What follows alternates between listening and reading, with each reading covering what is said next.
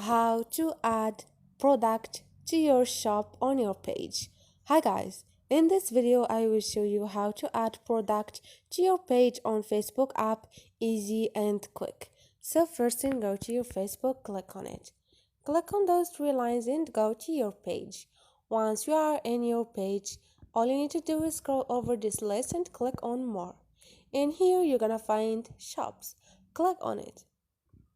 On your shop, you're gonna find add product, and here you can describe what you sell and you can add your product by click on add product.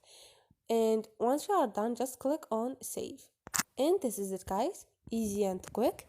If you like this video or if it was helpful to you, please don't forget to subscribe and like.